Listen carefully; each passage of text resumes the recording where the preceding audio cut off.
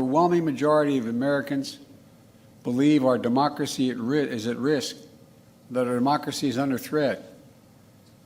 They too see that democracy, democracy, democracy, democracy, democracy, democracy, democracy, democracy,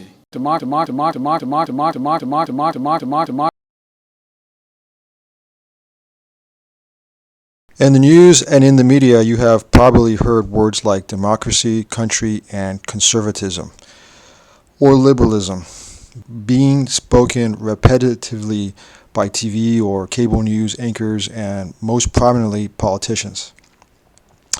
I'm about to explain to you that these words actually don't mean exactly the same thing.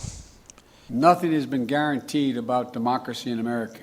You see, these words don't mean what you think they mean, or what you have been taught to think they mean, when spoken by the thought leaders and political leaders of our societies. Our institutions, who we are told are supposed to tell us the truth and guide us in society, have ulterior motives. These ulterior motives are a result of the dynamics of the people involved in keeping their job.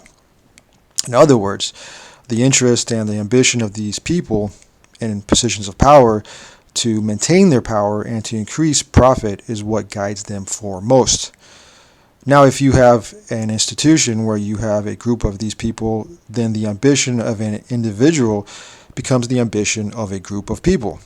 For the matter of this video, we will call these people the establishment. In short, the establishment is our government and institutions that support our society.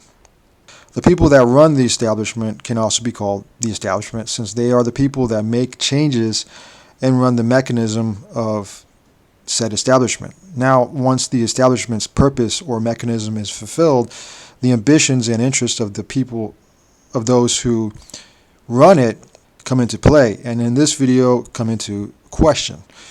You know, American democracy is under attack because you see, if the primary goal of those in power is money and gaining more power, then their primary goal becomes finding ways to do as little as possible when it comes to purpose and mechanism, without you, the citizen, noticing. The reason is because purpose and mechanism cost money, and those in power would rather divert said money to their own pockets or their pet projects. Now, if the citizen goes along with his establishment taking more and more money and power from him and doesn't question said establishment in any meaningful way, then corruption becomes the modus operandi of said establishment. Basically, corruption becomes a function of government, if not the primary purpose of those in power. Third world governments are a good example of this. You could call this slow creeping expansion of establishment power over its citizens as gradualism. When a government becomes this corrupt, the goal of those who run it then becomes to keep that system afloat without the citizens noticing. it's about the durability of our democracy. For democracies are more than a form of government. So now back to the 4 words that this video is about and the use of said words. I will be using the word establishment to mean both the corrupt system and the people who run that corrupt system and make it corrupt for now on. So the establishment has created a new language that they use in order to keep the citizen fooled as to the real corruption found in their system. They do this by using words that remind the citizen of what the function and purpose of government is supposed to be, but in fact don't really mean those things anymore. The remarkable thing about American democracy is this. For example, when Biden says democracy, he is not talking one man, one vote, or citizen participation in government. No, in fact, Biden is talking about the establishment as it is run today, and that benefits him and his fellow politicians. Whether the current system in America is truly democracy or not is irrelevant. For Biden, the establishment is the most important. This will be a stain on our country, not so easily washed away.